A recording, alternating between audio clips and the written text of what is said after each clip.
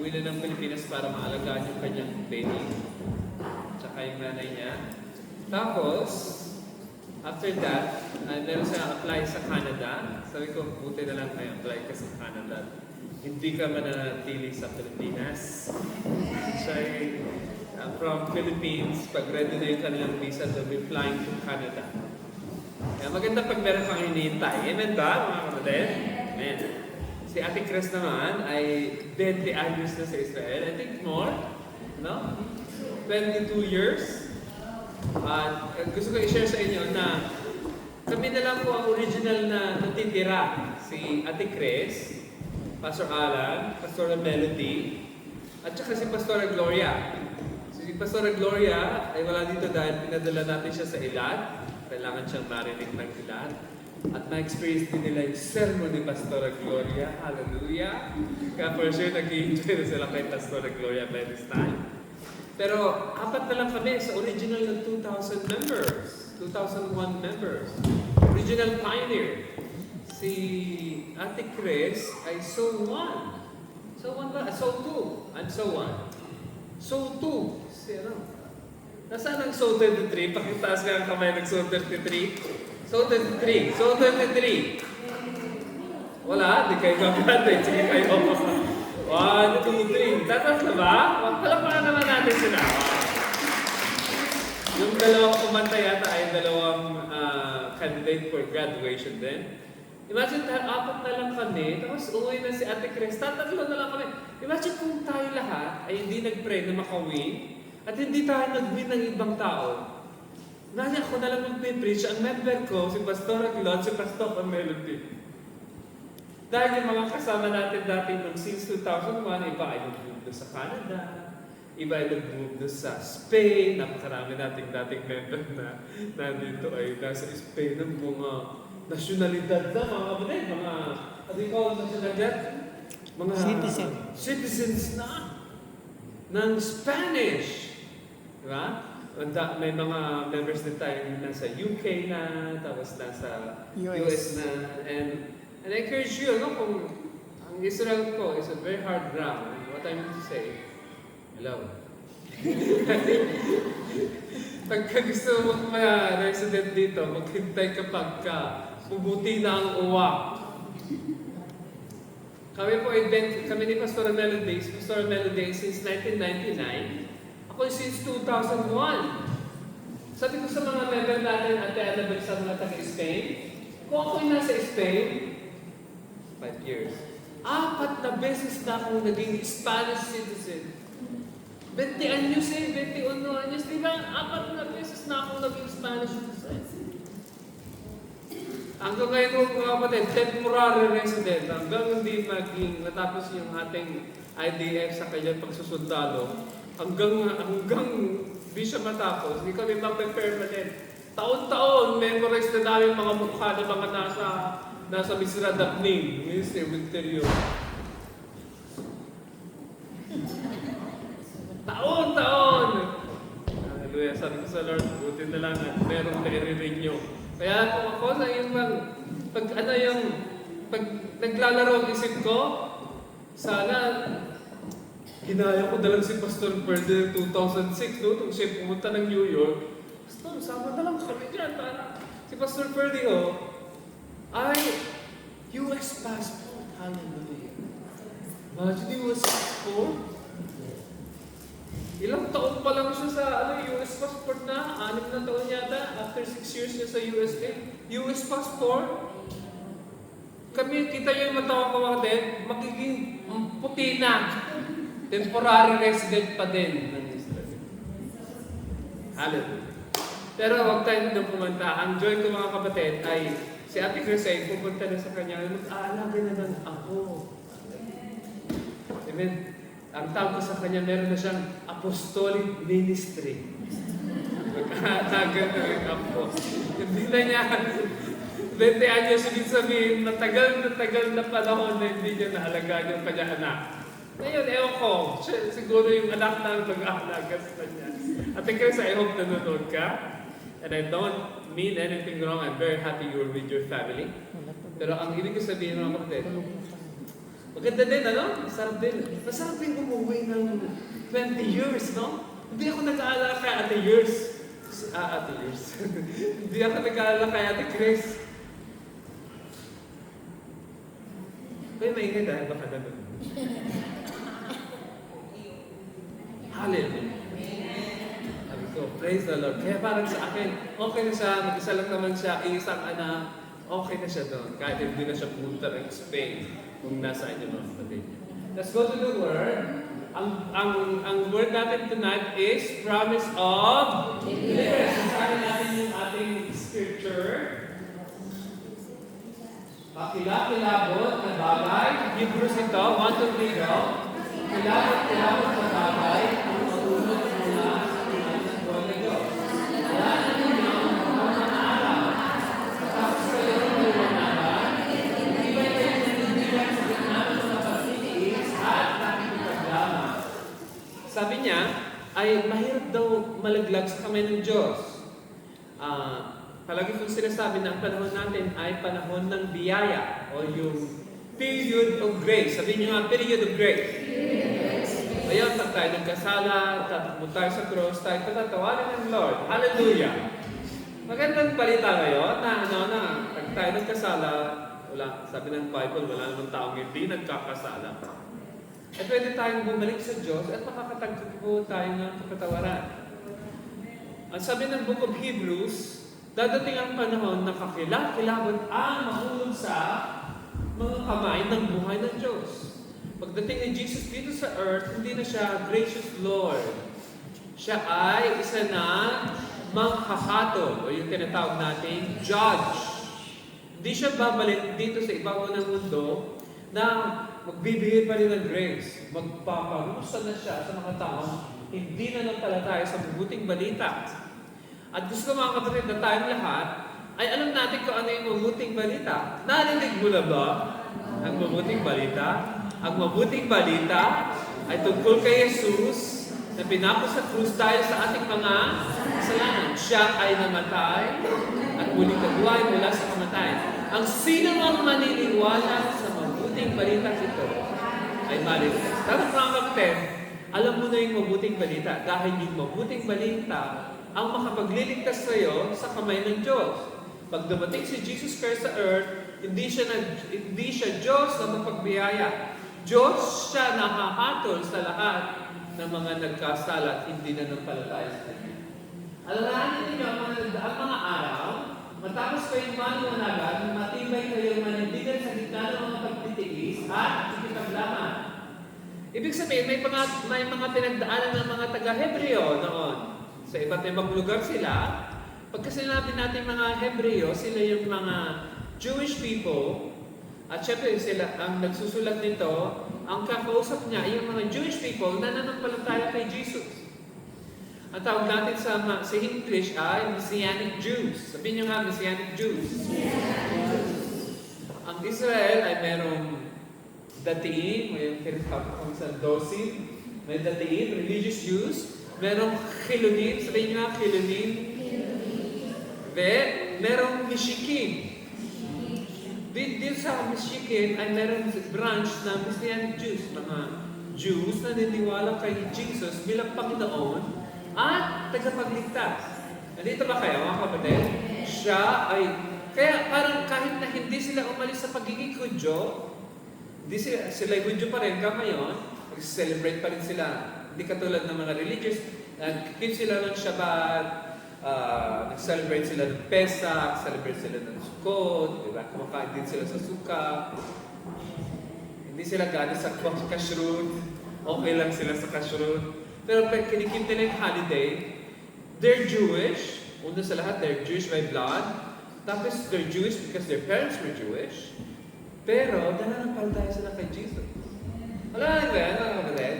Ito yung kausap ng nagsulat. Ang author ng Hebrews ay hindi natin masasabing si Paul dahil si Paul ay mayroon siyang kakaibang pagsusulat. Usually, pag nagsulat si Paul, sasabihin niya, Paul, the apostle of Jesus Christ, yan ang unang kanyang yung kanyang unang introduction ng kanyang sulat. Pero itong Hebrews, ang title niya, God in sundry times revealed Himself in different ways through the prophets. Yung hindi niya sinabing Paul the Apostle. Kaya hindi natin pwedeng pinpoint na ang nagsulat ng Hebrews ay si Apostle Paul. No. Dahil pagka si Apostle Paul ang nagsulat, obviously, he identifies himself. Si Pablo na slave or prisoner ni Jesus Christ. Always, in all his writings, he introduces himself as the writer. Kaya itong writer na ito, sabi niya, matapos kayong maliwanagan, matibay kayong, anong gagawin? Sa gitna ng, at itong mga nananampalatayang ito are being persecuted for their faith. Sila ay inuusig dahil sa kanilang pananampalataya. At ano nangyayari sa kanila? Dumadaan sila sa pagtitiis o yung pinatawag kong biblical suffering. Sabihin niyo nga, biblical suffering. Ang biblical suffering ay hindi dahil masakit ang ulo mo, no? Sasuffer ako para kay Jesus, no? O sobrang kain mo, buntod ka, masakit ang tiyan, masabihin, nagsasuffer ako para kay Jesus. Katakawan nyo, no? Hindi yun suffering, no? O kunwari katulad ng second service ay natatapos kami dahil mahaba akong mag-preach, ano? Kaya mag-alala. Tonight, hindi 1 hour, 59 minutes. Ito, ang ibig sabihin, yung second service, mahaba ako mag-preach, matatapos kami mga alas 12, mag-aalas 12 na. Nahihiya lang mga second service na senyosan ko. Sisigawan ko kaya. Ay na yun. Nahaba ko mag-preach. Kung minsan, ang sabi niya, Pastor, suffering to suffering. Ang suffering ay when you preach a gospel and people tries to hurt you physically or verbally abuse you. Yun ang tinatawag natin biblical suffering. Maliwanag ba, mga kapatid? Ikaw yung nangangarap ng uting balita, tapos ikaw ay pinagtatawanan, binabato, hindi ng tinapay, kundi ng bato. Binabato ka ng mga masakit na salata. That's what we call biblical suffering. Huwag mo sabihin, ay, nagka-cancer ako para kay Jesus. Nagka-cancer ka talaga! Hindi dahil para kay Jesus. O nagkasakit ako sa puso dahil kay Jesus. Ganyan, ganyan. Kakasakit ang mga tao. Diba? Palagi nating alam na, pakinggan naman ng Jenny, yung very popular na question, why does God allow suffering? Still, God doesn't allow suffering. Suffering is part when you were born. Di ba palagi illustration ka ba, panganak mo lang, pinapalo ka na kaagad? Suffering yun! Wala ka bang ginawang kasalanan yun dahil pinapalo ka na ng manamiyana, pagdating kasi ng midwife? Di ba? Pinapalo ka na? That's really suffering. Ito sinasabi ng author ng Hebrews na pagtitiis is because they're standing on their faith.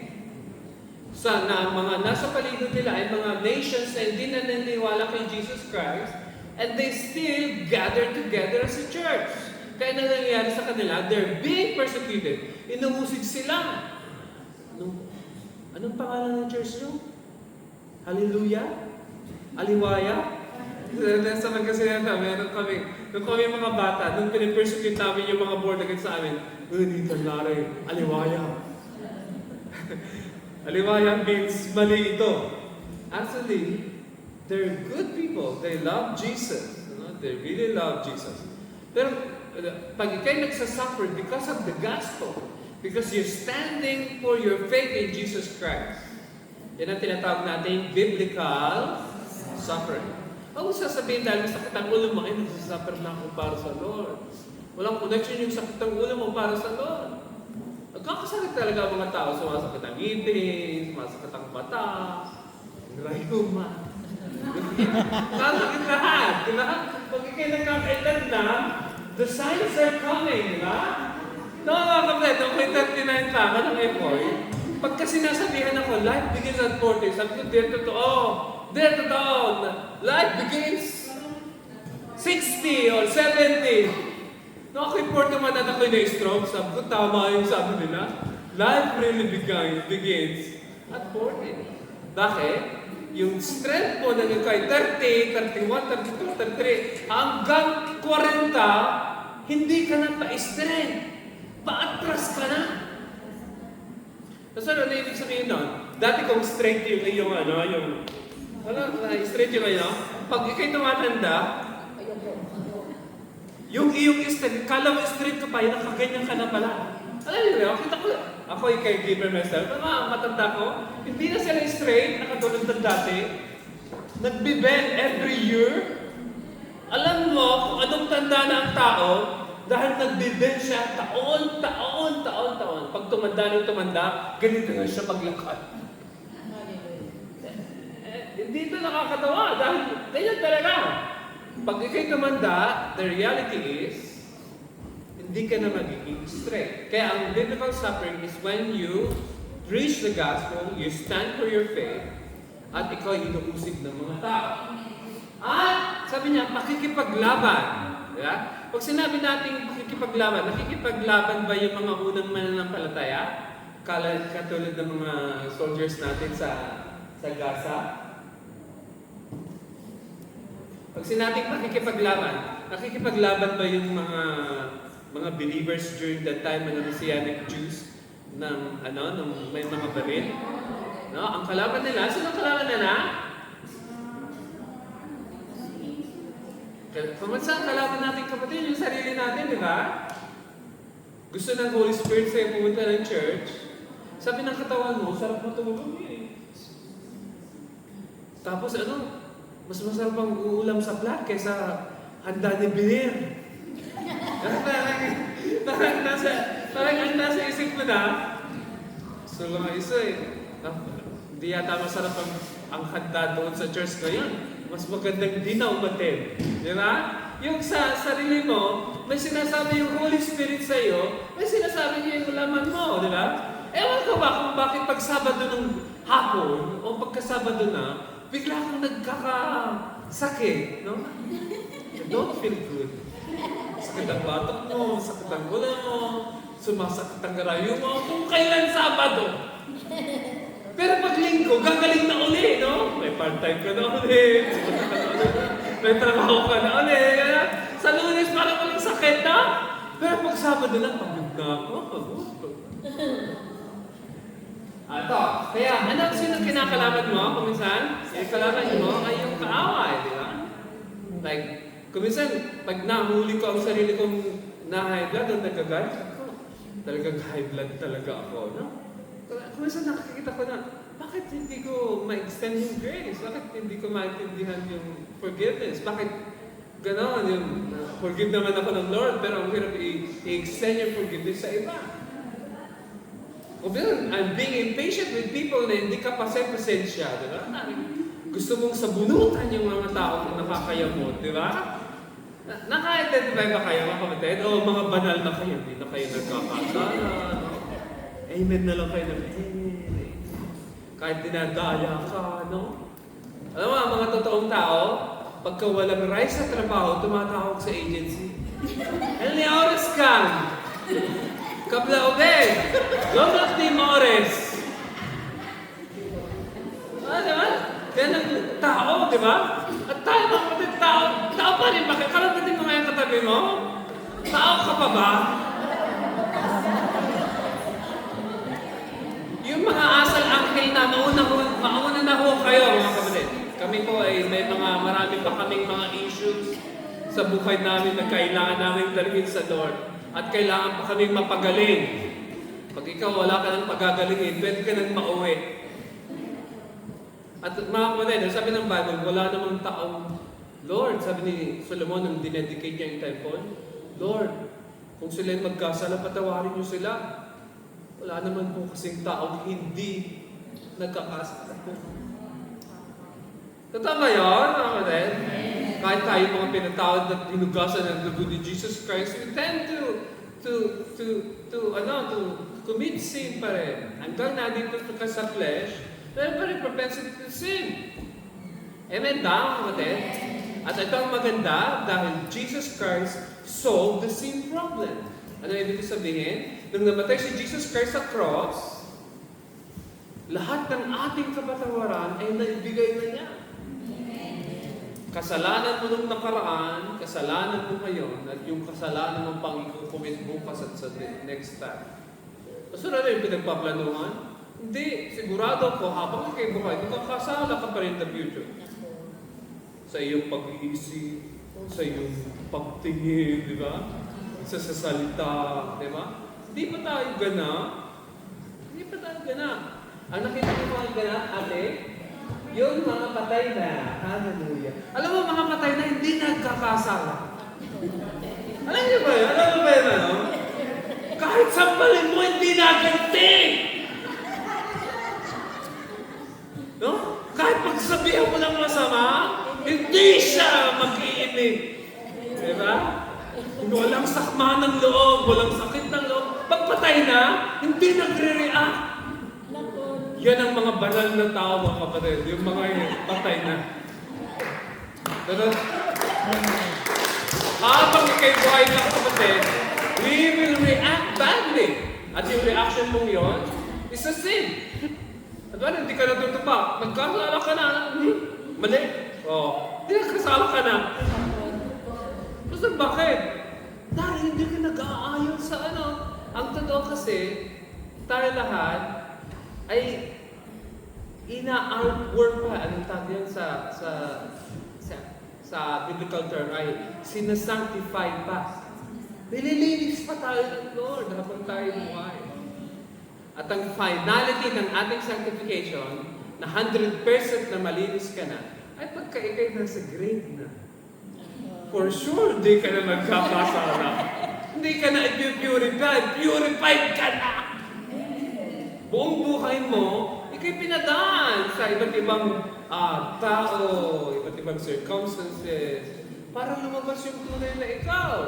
Pag lumabas yung tunay na ikaw, then you can deal with yourself. Ito, napakagandang point ni Craig Hill. Ang turo ni Craig Hill, God usually offends the mind to expose the heart.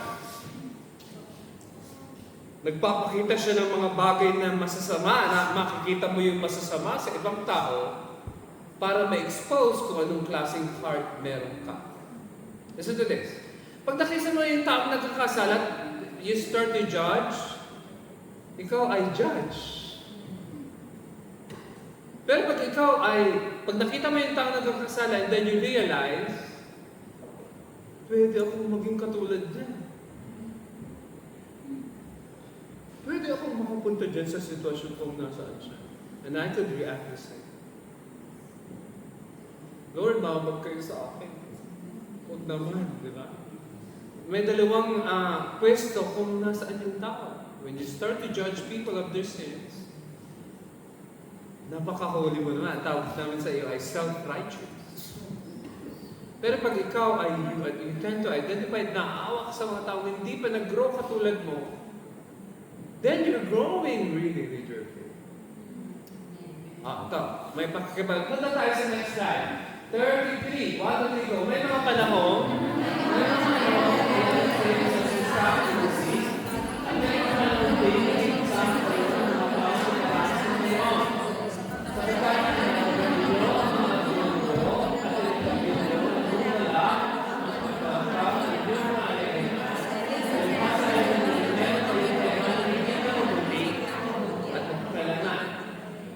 ito in-illustrate ng author of Hebrews kung anong kalagayan nila. Sila ay inusig. Paano sila inusig? Hinayaan kayo, may mga panahon, hayaan kayo inalipusta, di ba? May mga panahon din naging kasama kayo ng mga taong inalipusta. Di ba? Kayo ay pinagtatawanan dahil sa inyong pananampalataya. Di ba? Yun ang mahirap pag ikay na born again, ano? Naalala ko na ako'y ma-born again, ang kapatid. Nung ako'y lasinggo, okay lang sa nanay ko edad. Alam niya ako'y awi-alak, uuwi ng bahay at tinaya. Okay lang sa nanay ko, wala akong narinig na masamang salita sa nanay ko. Ang bait ng nanay ko, Meg, ang bait ng nanay ko, no? Wrong. Nagpunsitido, di ba? Dapat, anong ka mo yan? Tahimik ang nanay ko, hindi kami kinukonfront kung kami, maliban lang pag may exam, ano? Pero na ako'y ma-born again, kabagis, pupunta ako ng church, ang tagal-tagal mo niyan, anong ginagawa niyo dyan? Hindi na ako nag-iinaw, ha? Tapos ako'y nag-aaral sa Bible School. Bakit wala ka palagi dito? Anong ginagawa niyo dyan? Samantalang lang ako'y nag-iinaw. Matagal na ako sa mga barkada ko. Okay na.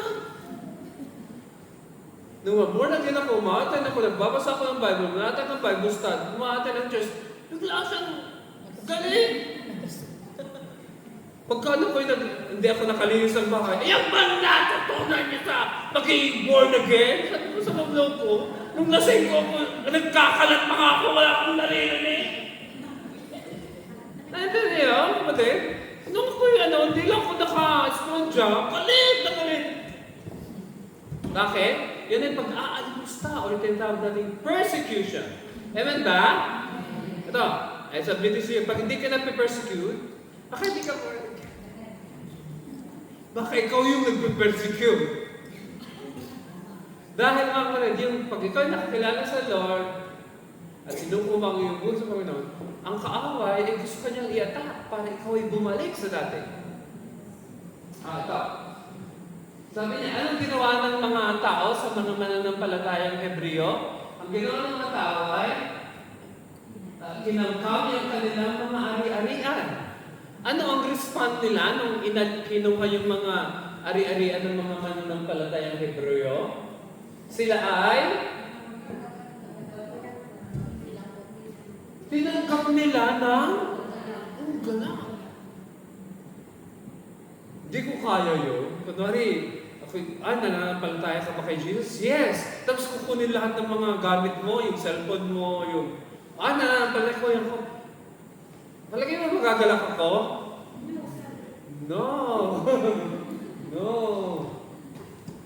Pero tignan mo sila, bakit kaya nilang magalak? Sabi ni Sa'yo, bakit kaya nilang magalak kahit ninanakaw na yung kanilang mga ari-arian? Dahil meron silang grace na tatanggap galing sa Lord.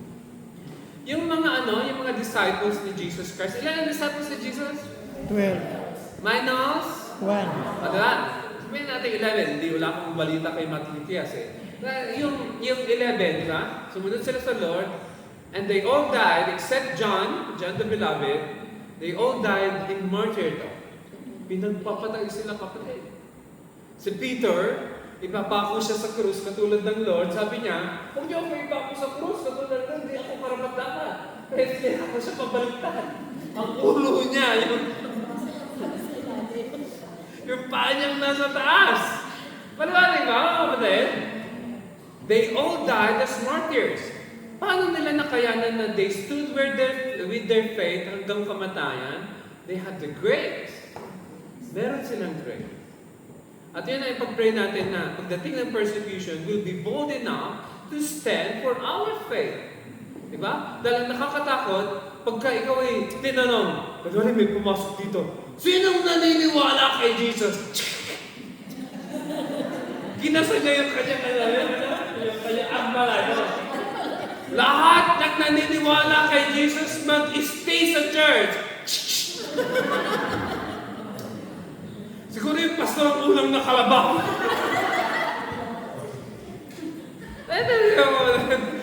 Dahil gusto pa nating mabuhay, di ba?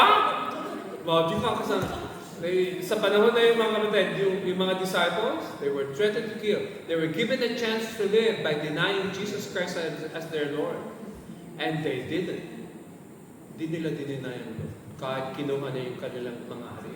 Instead, ang sabi ng author of Hebrews, tinanggap niyo ito ng buong galak. Bakit? Bakit? Dahil alam ninyong meron kayong ganting pala, kaya higit na mabuti, at hindi na nila nakikita yung bahay nila sa Pilipinas. Ang nakikita nila, yung bahay nila sa langit.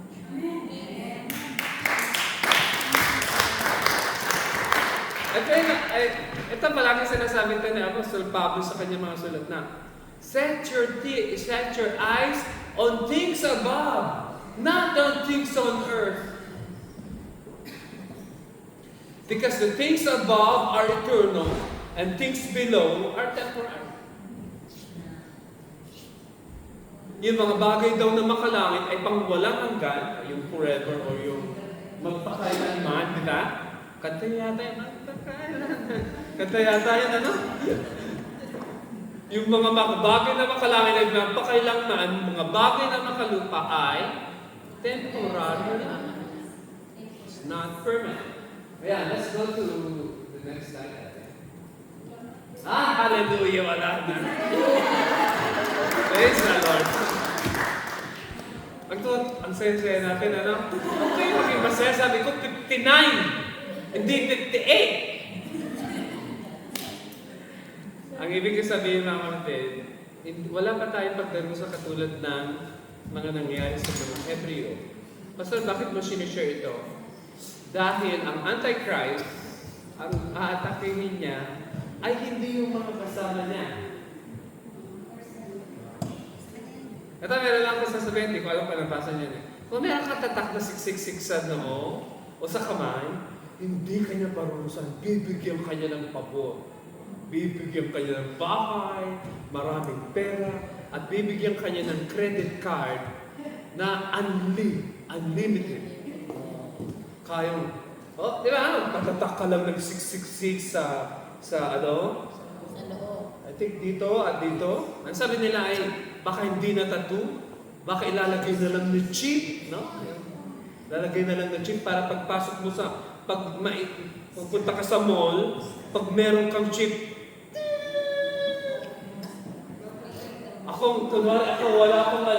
wala akong tatak, ayaw magbukas, no? Tapat ako ng tapat dito. Ni-scan niyo yung noo ko, kamay ko, ayaw magbukas. Ito yung sinabi ng Revelation, may tatak daw ang Antichrist. 6. At darating ang panahon na ang mga hindi magpapatatak ay parurusahan hanggang mamatay. Sila yung mga tinatawag nating left behind. Diba? May mga believers pa rin na makakilala sa Lord during the Great Tribulation.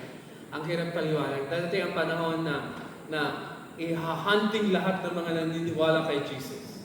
Kaya ang suggestion ko mga kapatid, pag dadating si Jesus, dapat ikaw ay kasama ng lilipad. No? Yung tinatawag natin, anong mga tinatawag? Rapture! Diba? Pag dumating si Jesus, ma-rapture ka na, no? Para kasama ka na dun sa mga natatakan ng 777.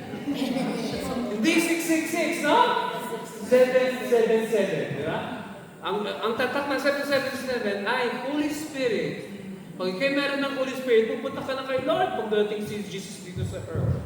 Pero yung mga maiiwan, may chance pa, no? Ibig sabihin, hindi pa naka-close ang langit.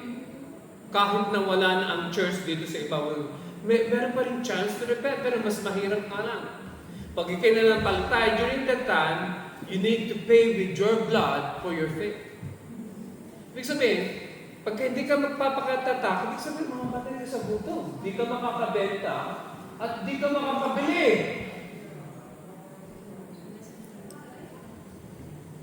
At kung ang tiyan nyo yung katulad namin ni Manong Charlie, okay lang, di ba? Sabi ni Lisha, keto lang kami. Di ba? Parang kahit hindi ka kumain, parang keto ka pa rin. Pero pag wala kang tiyan, tapos hindi ka kakain. Awanan. Diba?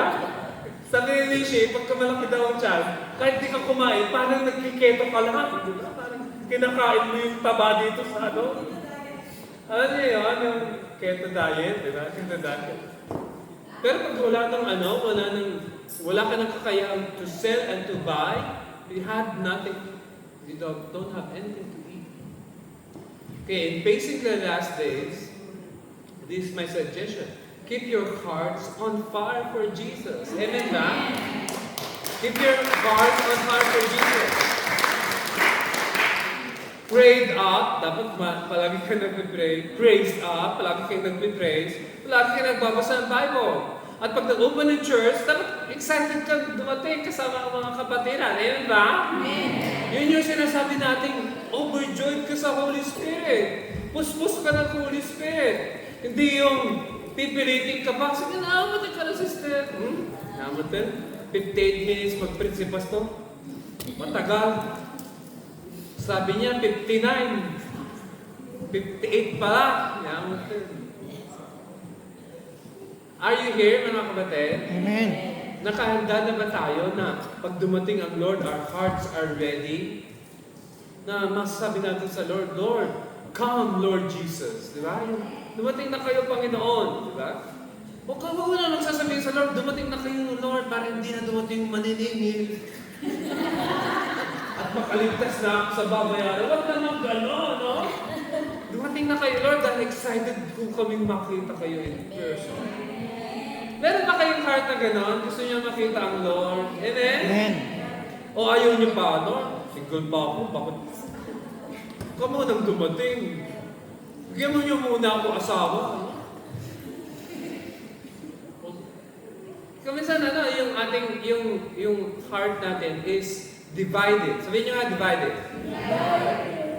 Dahil kuminsan may mga bagay na gusto tayo, maliban dun sa mga bagay na Diyos, di ba?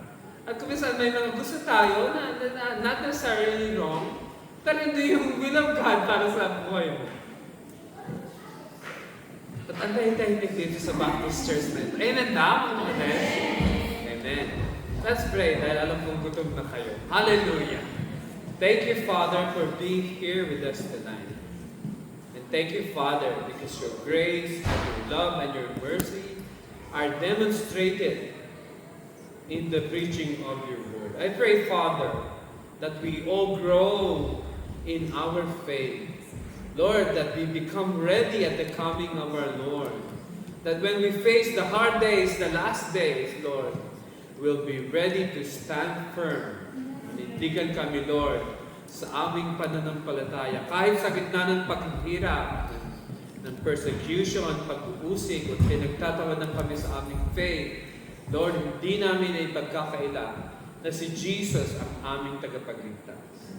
Thank you for gathering us as a church and giving us a heart to pray and to worship. Giving us, Lord, a desire to see you coming back here on earth. Fill us with the love of the Father. Fill us with the grace of Jesus Christ so that we could obey you and serve you in return. We love you, Lord, for being good to us. We worship you and we honor you for who you are. In Jesus' name. And all God's people will say, Amen. Tayo lahat